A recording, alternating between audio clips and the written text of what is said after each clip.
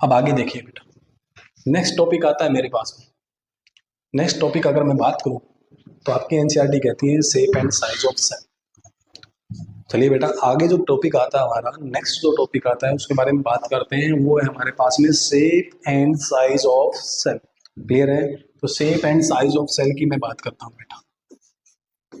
Shape and size of cell. Shape and size of cell की जब मैं बात करता हूं तो बेटा यहाँ पे देखिए, सबसे पहले मैं बात कर लेता हूं size of cell, shape of cell. Shape of cell की अगर मैं बात करूं, सेल की जो शेप होती है, सेल की जो शेप होती है डिफरेंट शेप की हो सकती है, different at different location. Her location पे अलग अलग हो सकती है बेटा। आई बात समझ में? हर लोकेशन की जो सेल है, हर ऑर्गन की जो सेल है, उसके अंदर जो है उसका जो शेप है या साइज है वो अलग अलग हो सकता है बेटा। आई बात समझ में? क्यों? क्योंकि shape of cell, shape of cell किसके ऊपर डिपेंड करता है? Depends on function of cell, depends on function of cell. Cell के फंक्शन के ऊपर डिपेंड करता है बेटा। तो सेल का साइज है या शेप है बेटा, कहाँ डिपेंड करता है? सेल के फंक्शन पे डिपेंड करता है। इतनी बातें क्लियर है? फिर अगर मैं बात करूं यहाँ पे साइज ऑफ सेल की, किसकी बात करते हैं? साइज ऑफ सेल की जब मैं बात करता हूं तो बेटा हमारे पास में साइज ऑफ सेल हमें मेनली दो जगह पे पढ़ना होता है। एक हमें पढ़ना है हमारी बॉडी के अंदर बेटा, हमारी बॉडी के अंदर कौन सी सेल सबसे बड़ी है, कौन सी सबसे छोटी है। दूसरा हमें पढ़ना होता है बेटा इन्वायरमेंट के अंदर। आई बात समझ में? इन्वायरमेंट के अंदर कौन सी सेल बड़ी है, कौन सी छोटी है। क्लियर है? तो देखिएगा, अगर मैं बात करूं यहाँ पे, ध्यान से सुनिए बेटा, यहाँ पे अगर मैं बात करूं बॉडी के अंदर, बॉडी के अंदर सबसे बड़ी सेल, 3 पॉइंट पढ़ने हैं बेटा, ध्यान से सुनिए कौन कौन से 3 पॉइंट है वो पढ़ने हैं। सबसे बड़ी सेल, सबसे लार्जेस्ट सेल पढ़नी है बेटा, सबसे लॉन्गेस्ट सेल पढ़नी है बेटा, और सबसे स्मॉलेस्ट सेल पढ़नी है बेटा। बॉडी के अंदर और एनवायरनमेंट के अंदर ये तीनों पॉइंट पढ़ने हैं सेम। क्लियर है? यहाँ पे भी ये सेम पॉइंट पढ़ने हैं बेटा। क्लियर है यहाँ तक की बात है? चलिएगा, अगर मैं यहाँ पे लिखता हूँ बेटा, यहाँ पे अगर मैं लिखना स्टार्ट करूँ, सबसे बड़ी सेल, बॉडी के अंदर जो सबसे बड़ी सेल होती है, ह्यूमन बॉडी की जो सबसे बड़ी सेल होती है वो होती है बेटा फीमेल ओवम। क्या होती है बेटा? Female ovum. फीमेल के अंदर बनने वाला जो ओवम होता है वो सबसे बड़ी सेल होती है। आई बात समझ में? यहाँ पे देखिए लॉन्गेस्ट, सबसे लंबी सेल की अगर मैं बात करूं बेटा तो हमारे पास में न्यूरॉन, न्यूरॉन जो नर्व सेल होती है उसी की बात कर रहे हैं बेटा। ये अराउंड 1 मीटर, 1 मीटर की हो सकती है बेटा। ठीक है? स्मॉलेस्ट सेल की अगर बात करूं, सबसे छोटी सेल की अगर मैं बात करता हूं तो बेटा हमारे पास में सबसे छोटी सेल दो भागों में बटी हुई होती है बेटा। अगर वो हैप्लॉइड पूछे तो, अगर वो बात करें बेटा डिप्लॉइड की, किसकी? डिप्लॉइड की। वैसे आपकी एनसीईआरटी में डिप्लॉइड दिया हुआ है, आरबीसी के बारे में बताए हुए हैं। जो हमारे पास में हैप्लॉइड सेल जो सबसे छोटी होती है, कौन सी? हैप्लॉइड सेल जो हमारे पास में सबसे छोटी होती है, उसके बारे में बेटा अगर मैं बात करूं तो यहाँ पे हमारे पास में हैप्लॉइड सेल सबसे छोटी वो है बेटा स्पर्म सेल। कौन सी सेल है बेटा? स्पर्म सेल है बेटा। क्लियर है मेरी बात? और अगर मैं बात करूं डिप्लॉइड सेल की, डिप्लॉइड सेल जो सबसे छोटी होती है, जो डिप्लॉइड सेल सबसे छोटी है वो है बेटा हमारे पास में आरबीसी। कौन सी है बेटा? आरबीसी हमारे पास में सबसे छोटी सेल है। कौन सी सेल है? आरबीसी हमारे पास में सबसे छोटी सेल है। कोई डाउट है यहाँ तक?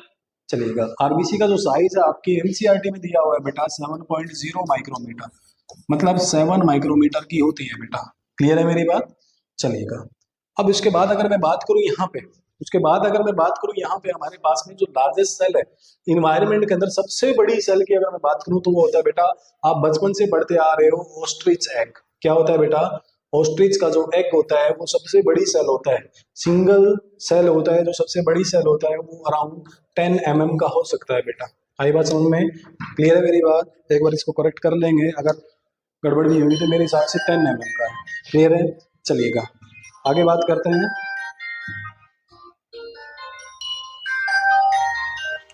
चलिएगा, नेक्स्ट अगर मैं बात करूं बेटा लॉन्गेस्ट, सबसे लंबी सेल के बारे में बात करते हैं तो एनवायरमेंट के अंदर सबसे लंबी सेल है बेटा एसिटाबुलेरिया। क्या है बेटा? एसिटाबुलेरिया सबसे लंबी सेल होती है बेटा। सिंगल सेल जो कि ग्रीन एल्गी होती है बेटा। क्या होती है बेटा? ग्रीन एल्गी है बेटा।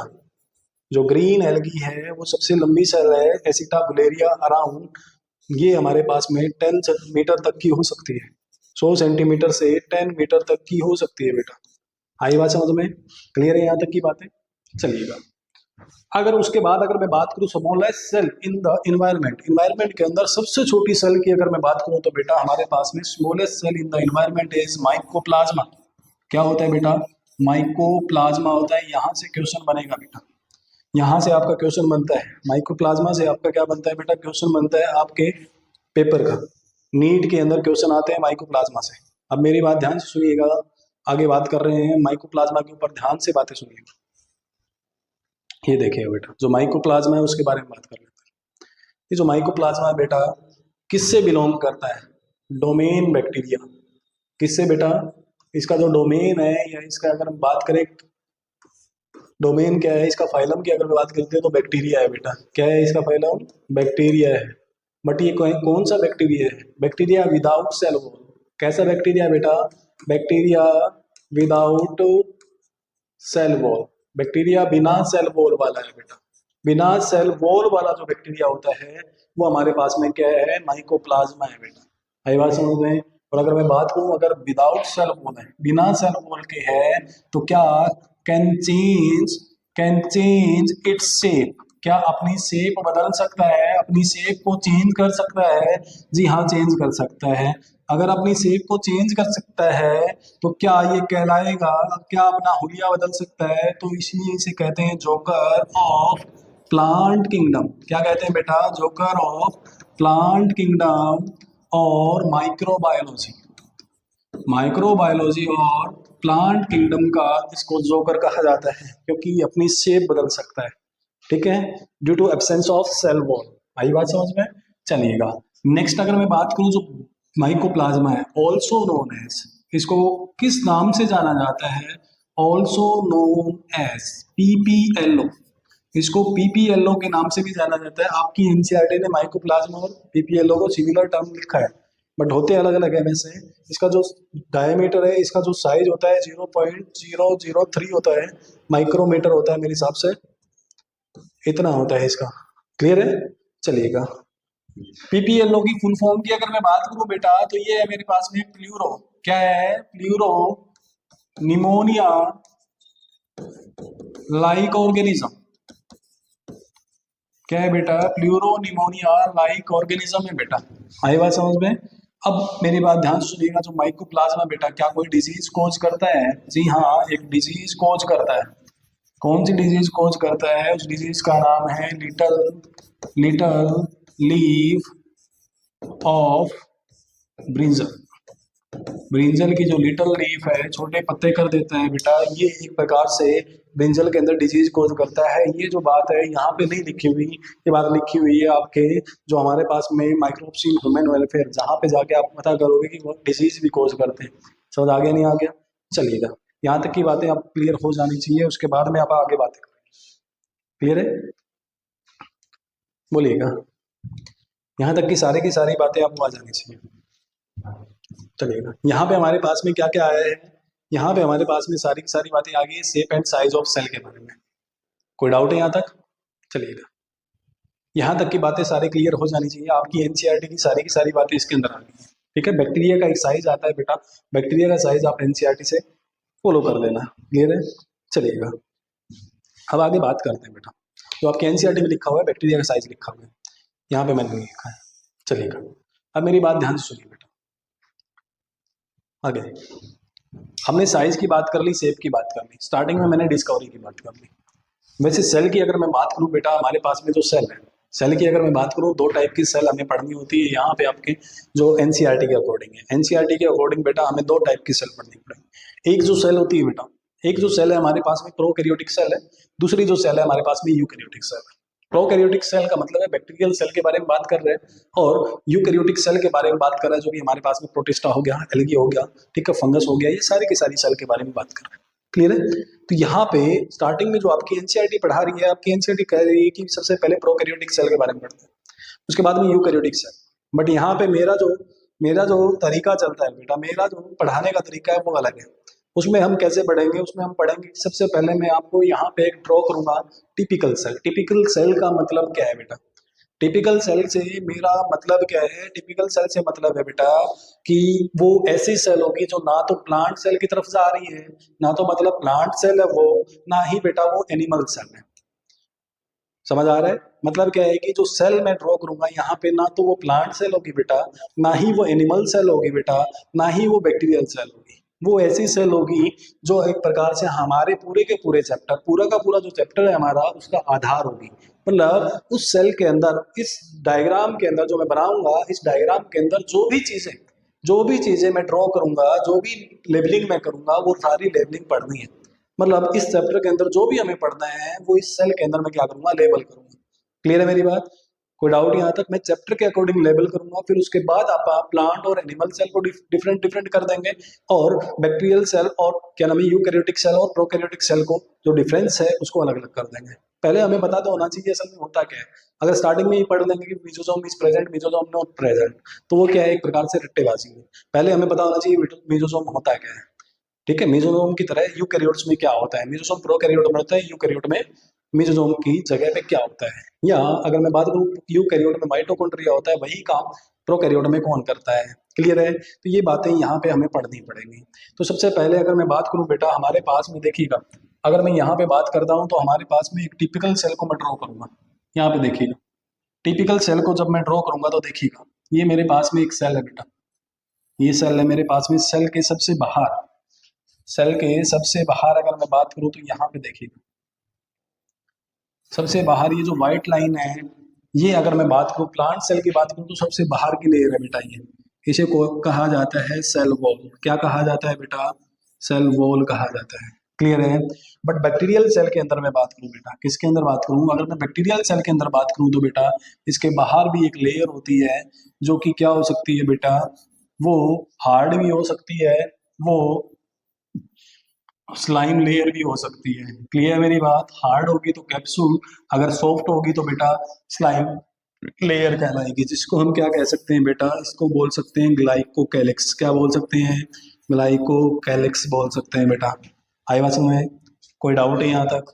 चलिएगा, इसके जस्ट अंदर वाला जो पोर्शन मैं ड्रॉ करने जा रहा हूँ बेटा, इसके जस्ट अंदर वाली जो बात अगर मैं ड्रॉ करूंगा, तो इसके अंदर जो हमारे पास में एक पोर्शन आता है जिसे हम क्या कहते हैं, एक और लेयर आती है जिसे हम कहते हैं सेल मेम्ब्रेन। क्या कहते हैं बेटा? सेल मेम्ब्रेन कहते हैं। ये मेरे पास में क्या है? सेल मेम्ब्रेन है, जो कि यूनिवर्सल लेयर है। ये क्या है मेरे पास में? सेल मेम्ब्रेन है। क्लियर है? जो कि यूनिवर्सल लेयर है बेटा। सेल वॉल बैक्टीरिया, प्लांट और एल्गी और हमारे पास फंगस में प्रेजेंट होती है, एनिमल सेल में एब्सेंट होती है। क्लियर है? अब देखिएगा, सेल मेम्ब्रेन यूनिवर्सल है, हर एक ऑर्गेनिज्म के अंदर प्रेजेंट होती है। अब मेरी बात ध्यान से सुनिएगा, मैं बैक्टीरियल सेल का एक स्ट्रक्चर बना रहा हूँ बेटा, जो कि क्या है? Infolding of cell membrane. Cell membrane जब इनफोल्ड हो जाती है बेटा, तब बनता है, तो इसे कहा जाता है बेटा मीजोजोम। क्या कहा जाता है? मीजोजोम। ये मीजोजोम भी हमें पढ़ना है बेटा। आई बात समझ में? ठीक है, एक मिनट। मीजोजोम, मीजोजोम भी हमें पढ़ना पड़ेगा बेटा। उसके बाद देखिएगा हमारे पास में जो सेल है, सेल के बिल्कुल सेंटर में अगर मैं बात करूं बेटा, सेल के बिल्कुल सेंटर में अगर मैं बात करूं तो हमारे पास में इस प्रकार डबल मेम्ब्रेन बाउंड एक स्ट्रक्चर होता है बेटा, जिसको हम क्या कहते हैं? न्यूक्लियस कहते हैं। क्या कहते हैं बेटा? न्यूक्लियस कहते हैं। इसको डिटेल में पढ़ेंगे, इसके अंदर क्या क्या होता है। क्लियर है? न्यूक्लियस, इसी को ब्रेन ऑफ द सेल कहा जाता है। सेल का ब्रेन भी इसी को ही कहा जाता है बेटा। क्लियर है? न्यूक्लियस के बारे में पढ़ेंगे, न्यूक्लियस के अंदर क्या क्या है। न्यूक्लियोलस है, क्रोमेटिन है, क्रोमेटिन से क्रोमोसोम बनता कैसे है। आई बात समझ में? यही बातें हम पढ़ेंगे। इससे जो नेक्स्ट चैप्टर आएगा उसके अंदर पढ़ेंगे कि किस प्रकार सेल डिवाइड करी। क्लियर है? उस सेल डिवीजन के अंदर मेनली हमें क्या पढ़ना है? मेनली जो क्वेश्चन आते हैं कैरियोकाइनेसिस से आते हैं। दो पोर्शन होते हैं उसके अंदर, कैरियोकाइनेसिस, साइटोकाइनेसिस। और जो स्टार्टिंग वाला जो इंटरफेस होता है, इंटरफेस से भी मेनली क्वेश्चन बनता है। वो बातें भी हम पढ़ेंगे अगले चैप्टर में। तो यहाँ तक देखिएगा, ये हमारे पास में न्यूक्लियस है बेटा, और न्यूक्लियस की जो आउटर लेयर है बेटा, न्यूक्लियस की जो बाहर की लेयर है बेटा, उससे कुछ इस प्रकार का लेमिनर स्ट्रक्चर निकलता हुआ दिखाई देता है बेटा। वो जो लेमिनर स्ट्रक्चर है बेटा, यही जो लेमिनर स्ट्रक्चर है बेटा, इसी लेमिनर स्ट्रक्चर को कहा जाता है एंडोप्लाज्मिक रेटिकुलम। क्या कहा जाता है बेटा? इसे ईआर कहा जाता है। क्या कहा जाता है? ई आर कहा जाता है। और इस ई आर के जस्ट बाद बेटा ये हमारे पास में इस प्रकार वाईफाई के जैसा जो स्ट्रक्चर होता है इसे कहा जाता है बेटा गोल्गी बॉडी। इसको गोल्गी बॉडी या गोल्जी बॉडी आप जो भी बोलो सही है। इसके बाद देखिएगा यहाँ पे ई आर में भी होते हैं बेटा, ठीक है, वेसिकल, ठीक है, वेसिकल, वैक्यूल, ये सारी चीजें ई आर में भी होती है। और यहाँ पे बेटा, यहाँ पे ये वैक्यूल भी है बेटा, आई बात समझ में। और यहाँ पे ये लाइसोसोम भी है बेटा, क्या है, लाइसोसोम भी है बेटा, बिल्कुल डिटेल में पढ़ेंगे, क्लियर है। ये हमारे पास में ये कौन सा, ये हमारे पास में ERGL सिस्टम है। वैसे आपकी NCERT लिखती है, आपकी NCERT लिखती है GERL सिस्टम, बट एक्चुअल में ये ERGL सिस्टम है, ठीक है। आगे देखिएगा बेटा, यहाँ तक की बातें क्लियर है। उसके बाद देखिए हमारे पास में यहाँ पे जो साइटोप्लाज्म है, इस साइटोप्लाज्म के अंदर बेटा ये इस प्रकार के हमारे पास में क्या प्रेजेंट होते हैं, राइबोसोम प्रेजेंट होते हैं। क्या प्रेजेंट होते हैं, राइबोसोम प्रेजेंट होते हैं बेटा, ये राइबोसोम है बेटा। राइबोसोम प्रोकैरियोट में अलग होते हैं, यूकैरियोट में अलग होते हैं, एक डिफरेंस यहाँ से भी आएगा आपका।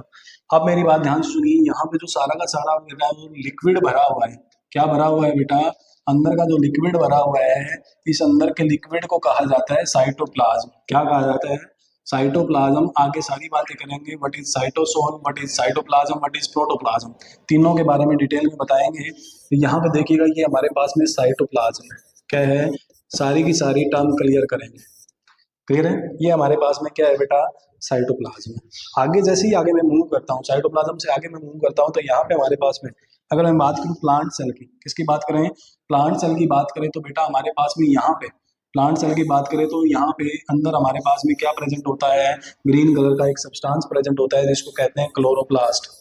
क्या कहते हैं, क्लोरोप्लास्ट कहते हैं बेटा, आई बात समझ में। इस क्लोरोप्लास्ट के अंदर भी राइबोसोम प्रेजेंट होते हैं, मतलब ये एग्जाम्पल होता है किसका, ऑर्गेनेली विद इन ऑर्गेनेली का, क्लियर है। ऑर्गेनेली के अंदर ऑर्गेनेली का क्या है बेटा, ये एग्जाम्पल है। अब यहाँ तक की बातें देखिएगा क्लियर हो गई होंगी। इसके बाद अगर मैं बात करूँ तो हमारे पास में एक और आता है बेटा, एक पोर्शन और आता है जिसको हम क्या कहते हैं बेटा, यहाँ पे हमारे पास में है जो इस प्रकार का पोर्शन है, देखते ही समझ गए होंगे, ये हमारे पास में क्या है बेटा, माइटोकॉन्ड्रिया है। क्या है बेटा, माइटोकॉन्ड्रिया है, जिसको नॉर्मली बचपन से पढ़ते आ रहे हो, energy house of the cell, power house of the cell, cell का पावर हाउस होता है बेटा। यहाँ तक की बातें क्लियर है। अब मेरी बात ध्यान सुनिए, यहाँ पे हमारे पास में एक चीज और प्रेजेंट मिलेगी जो कि सिर्फ एनिमल सेल में होती है, एक दूसरे की 90 डिग्री के एंगल पे होती है, इसे कहा जाता है बेटा सेंट्रियोल। क्या कहा जाता है बेटा, सेंट्रियोल कहा जाता है, क्लियर है मेरी बात। ये हमारे पास में सेंट्रियोल होते हैं। कुछ एक हमारे पास में यहाँ पे कुछ बॉडी होती है जो कि क्या करती है, मटेरियल स्टोर करती है, उनको कहा जाता है इंक्लूजन बॉडी। क्या कहा जाता है, इंक्लूजन बॉडी कहा जाता है बेटा। यहाँ तक की बातें क्लियर है। और इस ओवरऑल स्ट्रक्चर को, इस पूरे के पूरे स्ट्रक्चर को शेप में लाने के लिए, इस पूरे के पूरे स्ट्रक्चर को शेप में लाने के लिए हमारे पास में क्या होता है बेटा, हमारे पास में यहाँ पे फाइब्रिलर, माइक्रोफाइब्रिल वगैरह जैसे इस प्रकार के स्ट्रक्चर प्रेजेंट होते हैं, जिनको हम क्या कहते हैं, जो पूरी की पूरी सेल की शेप को मेंटेन करते हैं। जैसे हमारी बॉडी को मेंटेन करने के लिए हमारे पास में क्या है, स्केलेटल सिस्टम है, वैसे ही सेल के पास बेटा हमारे पास में यहाँ पे क्या होता है, ये साइटोस्केलेटन होता है। क्या होता है, साइटोस्केलेटन होता है। आई बात समझ में यहाँ तक। तो हमारे पास में ये सारी की सारी चीजें हैं बेटा, ये सारी की सारी चीजें जो मैंने यहाँ पे बनाई है बेटा, ये सारे के सारे जो वर्ड है आपको डिटेल में पढ़ने हैं, इसमें डिटेल में पढ़ने हैं बेटा, आई बात समझ में। तो सबसे पहले देखिएगा ये चैप्टर मूव करेगा कैसे, ये स्टार्टिंग वाली बात है, जो डिस्कवरी वाली बात है वो डायरेक्ट थी। यहाँ पे ये चैप्टर आप मूव करेगा कैसे, इस एक सेल के बारे में जानेंगे कैसे, मतलब हम क्या कर रहे हैं, हम सेल बायोलॉजी नहीं, हम साइटोलॉजी पढ़ रहे हैं। क्या पढ़ रहे हैं, साइटोलॉजी पढ़ रहे हैं। इसके अंदर क्या करेंगे, सबसे बाहर वाली जो ग्लाइकोकैलिक्स है उसको एक बार छोड़ देंगे, ये आगे जाके जब मैं सेल मेम्ब्रेन पढ़ाऊंगा तो उसी के अंदर मैं बात कर दूंगा, वहीं पे बात लिखी हुई भी है बेटा, ठीक है। आगे देखिएगा, सबसे पहले हम सेल वॉल के बारे में पढ़ेंगे। किसके बारे में, मैं सबसे पहले आपको सेल वॉल के बारे में बताऊंगा। सबसे पहले सेल वॉल होती क्या है, कहाँ कहाँ प्रेजेंट होती है, किसके अंदर किसकी बनी हुई होती है, ठीक है। फिर उसके बाद हम आएंगे सेल मेम्ब्रेन के ऊपर, इसके मॉडल पढ़ लेंगे। सेल मेम्ब्रेन से अंदर हम जैसे ही साइटोप्लाज्म के अंदर आएंगे, साइटोप्लाज्म में सबसे पहले अंदर घुस जाएंगे, सबसे पहले अंदर न्यूक्लियस के ऊपर आएंगे, न्यूक्लियस को डिटेल में पढ़ के बाहर निकलेंगे धीरे धीरे। एंडोप्लाज्मिक रेटिकुलम, फिर गोल्गी बॉडी के बाद बेटा वेसिकल और वैक्यूल और लाइसोसोम, और लास्ट में हम पढ़ेंगे बेटा लाइसोसोम। ये वाला पोर्शन पूरा करने के बाद, ये वाला पोर्शन पूरा करने के बाद बेटा माइटोकॉन्ड्रिया और उसके साथ भी मिजोजोम, मिजोजोम के साथ ही बेटा ये क्या नाम है माइटोकॉन्ड्रिया, और इसके साथ ही क्लोरोप्लास्ट आपको पढ़ा देंगे। यहाँ पे एंडोप्लाज्मिक रेटिकुलम के अंदर ही रफ एंडोप्लाज्मिक रेटिकुलम आएगा, वहीं पे आपको राइबोसोम के बारे में बता देंगे। क्लियर है। और लास्ट में बेटा हमारे पास में सेंट्रियोल, सेंट्रियोल का जो डायग्राम है बेटा, ठीक है, 9+0 अरेंजमेंट जो है उसके बारे में आपको बताएंगे। ठीक है। और बाहर हमारे पास में जो बैक्टीरियल सेल है बेटा, एक चीज तो रहेगी, एक चीज जो है हमने छोड़ दी है, उस चीज का नाम है बेटा, वो है हमारे पास में सीलिया एंड फ्लैजेला, जो outer growth of cell membrane होती है बेटा। किसकी आउट ग्रोथ होती है बेटा? सेल मेम्ब्रेन, सेल मेम्ब्रेन की आउट ग्रोथ होती है, ये हमारे पास में सीलिया और फ्लैजेला होते हैं बेटा। वैसे यहाँ पे मैं सीलिया और फ्लैजेला साथ में दिखा रहा हूँ बेटा, वैसे फ्लैजेला बड़े होते हैं, नंबर में कम होते हैं, सीलिया छोटे होते हैं, नंबर में ज्यादा होते हैं। आई बात समझ में? तो यहाँ पे बेटा मैंने वो सारी की सारी चीजें बता दी हैं, सारी की सारी चीजें बना दी हैं मैंने, सारी की सारी चीजें बना दी हैं जो कि एक प्रकार से एक सेल के अंदर होनी चाहिए। तो ये हमारे पास में डायग्राम बेटा ना तो प्लांट सेल का है ना ही एनिमल सेल का है, ये जो डायग्राम मेरे पास में है बेटा टिपिकल सेल का है। तो इसलिए हम क्या पढ़ रहे हैं? साइटोलॉजी पढ़ रहे हैं। स्टार्टिंग में मैंने बताया cytology is study of structure and function of typical cell. Typical cell मतलब प्लांट, एनिमल और वो क्या नाम है, माइक्रोब या बैक्टीरिया लगा, उसकी सारी की सारी चीज़ों के बारे में पढ़ना, उसकी सारी की सारी चीज़ों के बारे में जानना, जो हमारे पास में है वो सारा का सारा क्या है? टिपिकल सेल है। क्लियर है मेरी बात? तो यहाँ तक की बातें बेटा आज रखते हैं। उसके बाद अगर मैं बात करूँ तो यहाँ पे हमारे पास में क्या आएगा? सेल वॉल आएगी। सेल वॉल होती क्या है? आई बात सुने, सेल वॉल किस किस के अंदर होती है? जैसे अगर मैं बात करूँ तो यहाँ पे हमारे पास में सेल वॉल एनिमल सेल के अंदर तो नहीं होती। क्लियर है। सबसे पहले हम बैक्टीरिया के बारे में बात कर लेंगे, एल्गी के बारे में बात करेंगे, प्लांट के बारे में बात करेंगे, फंगस के बारे में बात करेंगे। तो हम बात कर लेंगे फंगस के बारे में। फंगस में काइटिन की बनी होती है, बैक्टीरिया में नैग्नैम की बनी हुई होती है। अगर बात करें प्लांट के अंदर सेलुलोज, हेमीसेलुलोज, प्रोटीन, पैक्टिन और लिपिड की बनी हुई होती है। अगर बात करें एल्गी के अंदर हम बात करें सेलुलोज की बनी हुई होती है, हेमीसेलुलोज नहीं होता बेटा। आई बात समझ में? तो वहाँ पे हमारे पास में क्या होता है? लेक्टेंस और मेनेंस होता है बेटा। और लास्ट में हमारे पास में मिनरल्स होते हैं, CaSiO3, CaCO3 और SiO3, जो एल्गी में पाए जाते हैं, प्लांट में नहीं पाए जाते। तो इस प्रकार हम डिटेल में पढ़ेंगे। तो सबसे पहले अगर मैं सेल वॉल के बारे में बताऊंगा किस किस के अंदर प्रेजेंट है, किस किस की बनी होती है, जहां से क्वेश्चन आता है।